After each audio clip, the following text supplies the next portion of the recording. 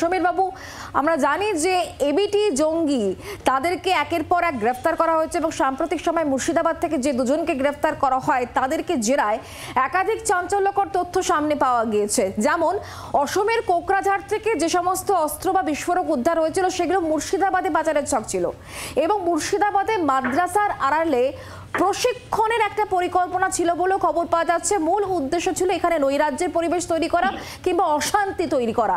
কি বলবেন, কতটা উদ্বেগের পুরো বিষয়টি? না, উদ্বেগ তো ছিলই, এবং উদ্বেগ যদি আমরা আরো বেশি সতর্ক না হই, আরো বেশি সচেষ্ট না হই, তাহলে এই উদ্বেগটা আরো কিন্তু বেড়ে যাবে।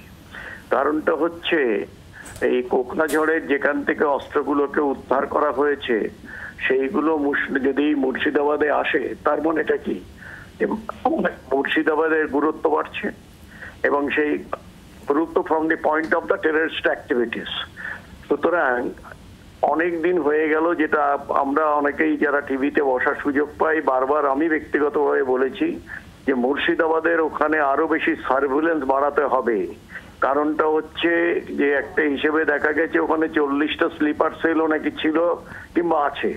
অর্থাৎ 40টা যদি স্লিপার সেল হয়, তাহলে আমি যদি একটা স্লিপার সেলের 2 জন করেও ধরি, তার মানে 80 জন জঙ্গি। এই জিনিসগুলো কেন আমরা জানি যারা রয়েছেন, যাদের দায়িত্ব, তারা কেন করছেন না?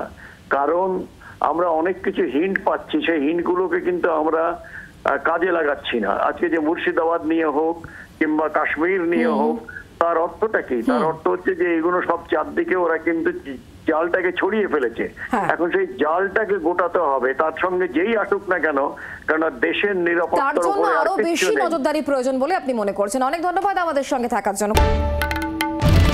বাংলার আওয়াজ, বাঙালির আবেগ, জি 24 ঘন্টা।